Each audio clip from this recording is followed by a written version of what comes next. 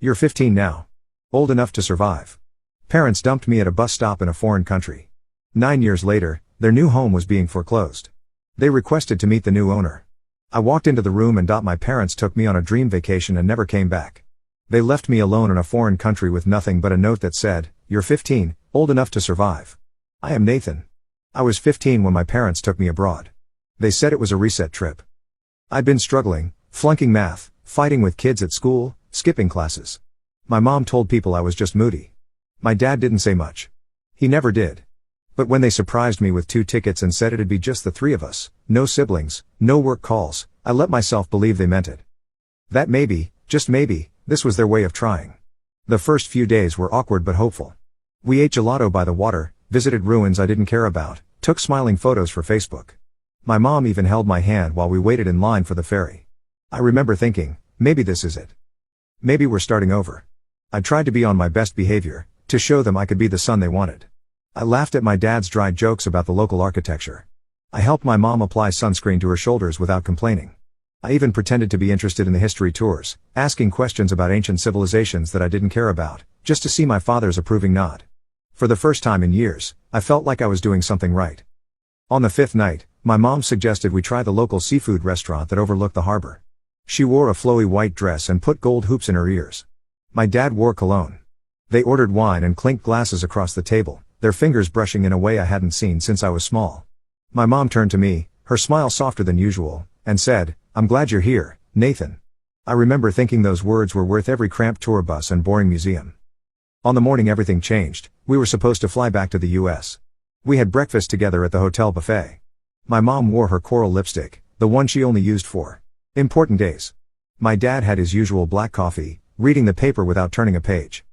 Then they said we needed to make one last stop before the airport. We drove to a bus station in a town I'd never heard of. The air smelled like diesel and unfamiliar spices. A wall of foreign words and departure times blinked on a screen overhead. My mom turned to me and said, "We're just going down the street to get some souvenirs. Be back in 15. I nodded, barely looking up.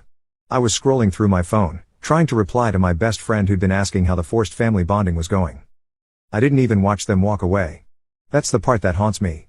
If I'd known those were the last steps they'd take as my parents, I would have memorized everything, the way my mom's sandals clicked against the floor, how my dad's shoulders hunched slightly under his camera bag, the last glimpse of them walking through the station doors. Instead, I was typing SOS boring AF to a friend who would ghost me 3 months later. An hour passed. Then 2, then 4. I watched the sun crawl across the sky through the grimy station windows. I tried calling them. 6 times, then 12, then 20. Each time, straight to voicemail. My mom's cheerful greeting, then my dad's gruff leave a message echoing in my ear like some morbid joke. My phone battery dipped below 20%. I ran up to the information booth, my hands shaking as I tried to describe my parents to a station employee who barely spoke English. He frowned and consulted a logbook, then pointed to a departure record. A couple matching their description had boarded a bus hours ago. My stomach dropped. I ran outside, scanning the parking lot, the nearby shops, anywhere they might be waiting. Nothing. I sprinted back to the bench where we'd been sitting and found it occupied by an elderly couple who stared at me with concern as I frantically searched around, under, behind it. My suitcase was gone. So was my passport, even my backpack. Like I'd never been there at all. I called their phones, straight to voicemail. Texts didn't deliver. I started panicking, pacing the sidewalk, crying and calling again and again. A stranger stopped to ask if I was okay. I wasn't. I spent that night curled up on a bench outside the station, using my jacket as a pillow, my arms wrapped around my knees to keep warm. Every time a bus pulled in, I'd jolt awake, hoping it was them returning, laughing, saying it was all a terrible misunderstanding. Each time, strangers streamed out, no one looking for a lost boy. I went to the US Embassy the next morning, desperate and sleepless. My clothes were rumpled, my hair matted with sweat and tears. The security guard almost didn't let me in until I showed him my school ID, the only identification I had left. A man in a navy blazer listened carefully, his expression shifting from professional concern to something darker as I spoke. Then he tapped something into his computer. After a long silence, he turned to me and said, "Your return flight was cancelled. Your name's no longer listed under their health insurance or emergency contact." He paused, his fingers hovering over the keyboard. I'm so sorry. It hit me all at once, cold and sickening. They didn't just forget me. They removed me. They didn't leave me behind. They left me out. That night, I walked back to the bus station hoping maybe, just maybe, there'd be a note or message. Anything. The only thing waiting for me was in the pocket of my denim jacket. A small folded note. My mother's handwriting. "You're 15 now. Old enough to survive." That's all it said. No apology. No explanation. Just a sentence that sliced straight through me. I don't remember leaving the station. I just remember walking until my feet ached, until the neon lights of tourist areas faded and I was in a quieter part of town. I curled up behind a row of bushes outside a bakery and cried until I couldn't breathe. I didn't know how to get home. I didn't know if I had a home anymore. Somewhere in the distance, music played from a nearby cafe. A wedding, maybe. People laughing, glasses clinking, a family that still wanted each other. I remember curling my fingers around my phone, staring at the last photo we took together, my parents smiling under a marble column, me standing between them. We looked like a family. But the cracks were always there. I just hadn't seen them. Later, much later, I'd remember flashes from the week before the trip. My dad sitting on the porch, gripping an envelope, white, official looking, with notice stamped in red. My mom pacing in the kitchen, whispering too loud for it to be casual, and a night where they thought I was asleep, but I heard them arguing. "We can't take him with us," my mom had snapped. "He'll ruin everything. He's not a child anymore. He's barely holding it together." "So are we," my dad had replied, his voice hollow. I wanted to believe they were just venting, that it was stress, a phase. But now, sitting alone in a country where no one knew my name, I realized the truth. They'd planned this. They didn't forget me. They erased me. I didn't sleep the first few nights. Not really. I camped behind that bakery near the edge of town. It had a metal trash bin that radiated just enough heat to keep the wind from cutting through me. I curled up with my jacket zipped to the chin and my arms wrapped around my stomach, listening to the sounds of early morning deliveries. Glass bottles clinking, crates thudding, men shouting in a language I barely understood. I counted breaths just to keep from crying. By the third day, hunger had hollowed me out. I'd never felt anything like it, not the casual "I'm starving" I'd say at home when dinner was late, but a gnawing, animal emptiness that made my vision blur and my hands shake. The smell of baking bread became torture, seeping out from the bakery vents, wrapping around me like a taunt. On the third morning, I got caught trying to steal a roll of bread left cooling on a tray by the back door. My fingers were numb, my mouth dry, and I didn't even hear the footsteps behind me until someone grabbed my wrist. I froze. Eyes wide. Expecting police. Trouble. Deportation. Instead, a man stared down at me. He had thick silver hair pulled into a loose ponytail, flour dust on his apron, and eyes so sharp they seemed to cut through me. He didn't yell, didn't scold, just said, "If you're hungry, you work." His name was Luca. He was 68, ran the bakery alone, and had lived in that same apartment above it for more than 30 years. His accent was thick, his English broken but clear enough. That first day, he didn't ask questions. He just pointed to a mop, a bucket, a sink full of greasy pans. He let me wash dishes in the back, mop the floor, carry sacks of flour I could barely lift. My arms ached. My back screamed. But every time I slowed down, he'd look at me with those sharp eyes, and I'd find another burst of energy. At noon, he pushed a plate toward me, thick bread, still warm, spread with honey and soft cheese. I ate so fast I made myself sick, then wiped my mouth and went back to work without being told. That night, he handed me a folded blanket and pointed to a cot in the storage room. No explanation. No questions. It wasn't a bed. It wasn't warm. But it was safe. And in that moment, safe was everything. Luca didn't ask about my family. He didn't need to. I think he knew. His own story sat in the lines around his eyes, the careful way he counted change, the photos he kept face down on his desk. Everyone has ghosts. His were just older than mine. Days turned into weeks. I learned enough of the local language to follow basic instructions. Wash. Scrub. More flour. I copied his movements when he kneaded dough, watched his eyes when he adjusted the oven temperature without ever looking at the dial. The work was hard, but there was something honest about it. Each task had a clear beginning and end. Each dirty pan became clean. Each lump of dough became bread. Nothing was wasted, nothing abandoned. Sometimes he spoke to me in quiet sentences, usually late at night while wiping the counter. Stories of the town before tourists came, of festivals when he was young, of storms that flooded the street and made the power go out for days. He never asked me to share back, and for that, I was grateful. My story was still too raw, too close to my skin. One evening, while we were shaping loaves, he looked at my hands and said, "My son had hands like yours, always smelled like yeast, always too curious for his own good." I didn't ask what happened to his son. He never brought it up again. But from that night on, he started saving the misshaped loaves, the ones too ugly to sell.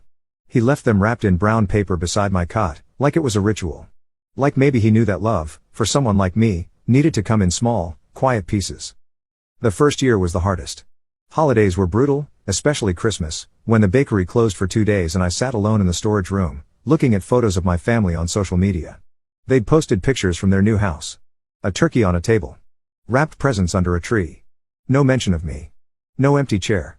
My father had his arm around my mother, both wearing matching sweaters I'd never seen. They looked happy. Relieved. I cried until I threw up, then wiped my mouth and promised myself I'd never look again. I deleted the apps from my phone but kept the device. It was my only connection to anything familiar. I'd play the same games I used to play in my bedroom back home, the sound effects a strange comfort in the darkness. By month 8, I started to change. Not just physically, though I'd grown almost 3 inches and my voice had deepened, but something inside me had hardened. The bakery had built calluses on my hands and something similar in my chest. I spoke less. Watched more. I learned to read people's intentions before they spoke, to sense which tourists would leave tips, which locals would complain about prices, which suppliers were trying to cheat Luca. He noticed, too. He started sending me to the market alone, trusting me to haggle and inspect produce. "You have old eyes now," he told me once, not unkindly. I didn't tell him those eyes were always scanning for my parents, always half expecting to see them among the crowd, come back to claim the son they'd thrown away. They never came. I found a cracked laptop someone had thrown away behind a dumpster, spent hours fixing it with borrowed parts from a local repair shop, taught myself how to connect to public Wi-Fi, signed up for an online GED program. I studied by the back door, next to a fridge that hummed too loud. I did algebra homework while the scent of cinnamon and roasted sesame filled the air. Every time I got a quiz result back, I whispered the score under my breath like a prayer. I kept the jacket I wore the day my parents left. Not because I wanted to, but because the note was still in the pocket. The one that said, "You're 15, old enough to survive." Some nights, I'd unfold it just to prove that I was surviving, that I was still here, that their words hadn't broken me. But deep down, I wasn't sure who I was without them. I wasn't a son anymore. Not a student. Not a citizen, even. Just a boy who washed dishes in a country that didn't know his name, and yet, somehow, I was still alive. The first time I made money that didn't smell like yeast or sweat, it came from a stock I barely understood. It was a small shipping company. I'd read an article about their restructuring plan in a crumpled business journal someone left on a cafe table. Took a gamble. Threw in the money I'd been saving for new shoes. It tripled in 2 weeks. That was the moment something shifted, not in the world but in me. I wasn't just surviving anymore. I was learning how to move. How to build. How to grow something from nothing. Luca caught me one night with my laptop open and spreadsheets pulled up across the tiny back room. "You playing accountant now?" he teased, setting down a cup of tea beside me. I shrugged. Just curious. Truth was, I was doing more than that. I was obsessed. I discovered that numbers didn't lie. Didn't abandon, didn't break promises. Markets rose and fell, but they did so according to patterns I could study, predict, even manipulate with enough patience. Money became my new language, one with no accent, no cultural barriers, no questions about where I belonged. I devoured every free resource I could find online, YouTube lectures, translated business forums, and a scanned PDF of the essays of Warren Buffett I found through a sketchy download link. I read it 3 times in 1 week, scribbled notes in the margins of old receipts. His voice became my background music while I scrubbed pans or rolled dough. I opened a digital investment account using credentials I'd carefully crafted, not quite legal, not quite illegal, just the gray space in between that becomes home for people like me. I started with small trades, nothing flashy. $5 here. 20 there. Reinvesting every profit. I took bigger risks. Some flopped, others exploded. By 18, I had clients. People from the town who'd heard from Luca's friends that the American boy knew things about computers and money. I helped an old woman invest her late husband's pension. I showed a local taxi driver how to create a website to compete with the big rideshare apps. I taught a teenager how to sell her handmade jewelry to Americans online. By 20, I had investors. I registered a small consulting business under a translated name. Nothing flashy, just enough to look legitimate. Word spread. I helped local vendors optimize supply chains, advised travelers on digital investments, and even created a short course for other undocumented young people looking to build income streams online. I still worked at the bakery 3 mornings a week. Not because I needed to anymore, but because kneading dough still centered me in a way nothing else could. Luca never asked how much I was making. But he noticed the changes. The new phone I bought him for Christmas, the espresso machine I quietly installed in the bakery, the way I paid off his gas bill without a word. One afternoon he looked at me and said, "You walk different now. Less like you're waiting for something to fall on your head." I laughed. But he wasn't wrong. The shoulders that had once curled inward, expecting a blow, now stood straight. The eyes that had once stayed fixed on the ground now met others directly. I'd built a life that didn't require permission or forgiveness. I started sending money to youth shelters back in the States, anonymous donations always, especially to programs in Florida. I told myself it was just about giving back. But deep down, I think part of me wanted them to notice, to wonder who's helping these boys the way we didn't. To prove I wasn't just surviving, I was thriving enough to lift others. I never posted about my work, never told anyone my full name. I didn't want attention. I wanted freedom, peace. A life that no longer needed to explain itself to people who threw it away. But even with all the progress, even with clients, money, and the strange sensation of being respected, I still carried the boy from the bakery in my bones. He was quiet now, but not gone. He showed up in moments of doubt, in sleepless nights before big decisions, in the way I still flinched when someone raised their voice too fast. I wasn't healed. I was building. And the thing about building from ashes is you remember every brick you lay, every scar it covers, every crack you had to fill with your own hands. So when the past came calling, when a certain address appeared in a foreclosure listing, I didn't hesitate. I booked a one-way flight home. It was Luca who saw it first. He was sitting at the kitchen table with his morning coffee, glasses low on his nose, flipping through an old stack of international newspapers someone had left at the bakery. He didn't even look up when he said, he just quietly slid the paper across the table and tapped his finger on a small black box in the bottom corner. You recognize that address? I stared at it, the street, the city, the zip code. I knew every number. I had memorized that mailbox growing up, the creaky screen door, the crack in the driveway we were never allowed to step on, my parents' house in Florida, the one they bought after they left me. The one they swore up and down on social media was their fresh start. Now? It was in foreclosure. I sat back in my chair and let out a breath I didn't realize I was holding. There's a moment that comes when the universe hands you the very thing it once tore from you. It doesn't feel like victory. Not at first. It feels like silence, like still water right before a storm. I didn't tell Luca what I was thinking. I didn't have to. He knew. He'd been watching me track my parents online for years, not obsessively, but regularly, like checking a weather report for a place you once lived. He knew I'd seen their new house with its fresh paint and palm trees. Knew I'd tracked my father's job promotions, my mother's volunteer work at a local animal shelter. Knew I'd watched them rebuild a life that had no room for me in it. What will you do? He asked, his voice carefully neutral. I looked at the foreclosure notice for a long time before answering. I'm going to buy it. We flew to Florida under business pretense.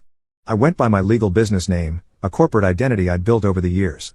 Clean, neutral, untraceable. I wore clothes that no one who knew Nathan would recognize, navy suit, polished shoes, hair cut short and neat. I looked like any other young entrepreneur, maybe the son of someone important, maybe just another trust fund kid playing at business. Florida felt like a dream, too bright, too loud, too familiar. The air tasted the same as it had when I was 15, heavy with humidity and the scent of jasmine. My chest tightened every time I saw a dark-haired woman who resembled my mother or heard a laugh that sounded like my father's. Luca noticed, kept his hand steady on my shoulder when we walked through crowded areas. The auction was held in a sunny parking lot outside a county building. The crowd looked like a Florida cliché, older men in pastel polos, investors with tablets and retired couples in sun hats fanning themselves with brochures. No one looked at me twice. Luca stood beside me, holding the bidder card. I whispered the numbers in his ear, and he raised the card with calm, practiced ease. No emotion. Just business. The price climbed faster than expected. Someone else wanted the house too. A man in khakis and boat shoes who squinted at us like we were in his way. Luca didn't flinch. When the final bid landed and the gavel hit wood, the auctioneer's voice rang out, sold to bidder $1.73. Luca lowered the card slowly. We didn't celebrate. We didn't even look at each other. We just stood there while the auctioneer moved on and I let the reality wash over me. I owned their house, their living room, their fridge, their master bedroom with a window that faced the street. Every inch of the life they tried to build without me, it was now under my name. I didn't feel angry. I didn't feel triumphant. What I felt was something colder, sharper. Control. A week later, they got the notice. Certified mail. Legal language. 30 days. They must have stared at it in disbelief, not knowing who bought the house, not knowing that the boy they abandoned at 15 had just signed the deed on their future. And I wasn't done. They asked for a meeting. Their lawyer called Luca, thinking he was the new owner, said my parents were willing to negotiate and wanted to speak directly to whoever bought the house. I agreed. The meeting was set at a small real estate office on the edge of town. Neutral territory. Private. I arrived 10 minutes early, dressed in navy, hair pulled back, sunglasses on, not hiding, just unreadable. Through the glass door, I could see the empty conference room with its faux wood table and generic paintings of Florida landscapes. I smoothed my tie, checked my reflection in a window. The face that looked back at me was a stranger's, older, harder, with lines around the eyes that hadn't been there before. Good. They came in 2 minutes late. My mother entered first, in a beige cardigan and oversized sunglasses, the kind meant to make you look fragile. She'd lost weight since I last saw her, her collarbones more prominent, her face thinner. My father trailed behind, holding a worn leather folder to his chest like it might protect him. His hair had gone completely gray. They didn't recognize me. Not at first. They sat across the table, nodded stiffly, and waited. I didn't say a word. I just reached up, slowly, and pulled off my sunglasses. My mother's face drained of color. Her lips parted slightly, like a word had gotten stuck in her throat. My father blinked twice, then looked down. Silence stretched thin and sharp between us. You left me, I said. At a bus stop in a foreign country. With no money. No ID. No goodbye. My mother's hand twitched. We thought you'd hate us less if we just disappeared, she said, voice barely above a whisper. For a second, I saw something real in her eyes. Not regret, fear, maybe even shame. But then it hardened, like it always did. You were impossible to live with. Always dramatic. Always fighting. We were drowning. You were dragging us down. I nodded. Once. Slowly. You were supposed to be the lifeboat, I said. Not the ones who throw people overboard. My father still hadn't looked up. Say something, I told him. Look at me and say it wasn't your choice. He opened his mouth, closed it. His hands tightened around the folder. Your mother thought. I don't care what she thought. He flinched. You didn't even try to stop her, I said. You let her erase me. His voice when it finally came was dry and brittle. I didn't think you'd survive. I stood up. Calm. Controlled. Well, I did. And now I own the house you live in. My mother blinked. You're bluffing. I slid the signed deed across the table. Her hands hovered over it, trembling. Luca stepped in from the hallway then, clipboard in hand, face unreadable. He nodded at them, professional and cold. We'll need the keys within 30 days, he said. You'll receive the official move-out timeline tomorrow. My mother looked between us like she was waking up from a bad dream. You can't do this. We're your parents. I stared at her. No. You were my parents. And you made your decision. She started to cry. Not real tears. Not at first. It was the performance she'd always leaned on when things got messy. The fragile wounded mother act. But I didn't move. Luca placed a small envelope in front of her. These are the legal instructions, he said. We suggest you read them thoroughly. My father still hadn't spoken again. His eyes were glassy now. Lost. But I didn't feel sorry for him. Not anymore. I turned to leave. Wait, my mother said. Why now? After all these years? I paused at the door. Because I needed to see your faces when you realized I didn't need you to come back. I just needed you to know I came back. And then I walked out. They posted about me online, called me a liar, said I was brainwashed, said I showed up out of nowhere, heartless and vindictive, and stole their home. Their friends commented with outrage, offering them spare rooms, starting fundraisers. The story they told had me as the villain, the ungrateful son who'd been given every opportunity, who'd turned on the people who raised him. I didn't respond. Luca asked if I'd seen the posts. I had. Let them talk, I told him. I'm too busy building something real. We converted the house within 4 months. The yellow siding got a fresh coat of paint. The cracked tile in the kitchen was replaced with soft oak laminate. We tore down the old live, laugh, love signs and replaced them with shelves of books, framed photographs, and soft blankets folded on every chair. We turned their master bedroom into a shared dorm space. 2 bunk beds, new mattresses, comfortable pillows. A lockbox for every boy to store his own things. Luca called it the second door. Because for some people, the first one never opened. He started teaching again. Baking classes every Wednesday. His students were boys like me, too young to be alone, too old to be anyone's responsibility. He taught them how to knead dough, how to trust their own hands, how to fail without quitting. We filed paperwork to make it official, a transitional home for homeless and abandoned youth. The neighbors were skeptical at first, especially when they heard who was behind it. But we weren't flashy about it. We just did the work. Fixed the broken steps. Planted a vegetable garden in the backyard. Kept the lawn mowed. Eventually, they got used to seeing teenage boys coming and going, carrying backpacks and books, looking less haunted with each passing week. We hosted our first open house in spring. 6 boys showed up that week. 2 were silent. 1 wouldn't make eye contact. Another cried when we gave him clean socks. Luca just smiled and said, "Let them breathe. The rest comes later." That night I stood in what used to be my parents' backyard. The air smelled like warm sugar and lemon soap. The porch light was soft and golden. Inside, someone was playing music through a cracked phone speaker. Laughter drifted out the window. Real laughter, loud, unapologetic. Lucas stepped beside me holding a mug of tea. "Still feel like you don't have a home?" he asked. I looked around. I saw light in every window, shoes by the door, a boy brushing his hair in the hallway mirror. Another curled up on the couch, finally asleep, and I knew. "This isn't just a home," I said. "It's where we all begin again." And in that moment, I finally understood. My parents hadn't abandoned me because I was unworthy of love. They'd abandoned me because they were incapable of giving it. The note in my pocket, "You're 15, old enough to survive," wasn't a condemnation. It was a confession of their own failure. I reached into my jacket and pulled out that crumpled paper, worn thin from years of unfolding and refolding.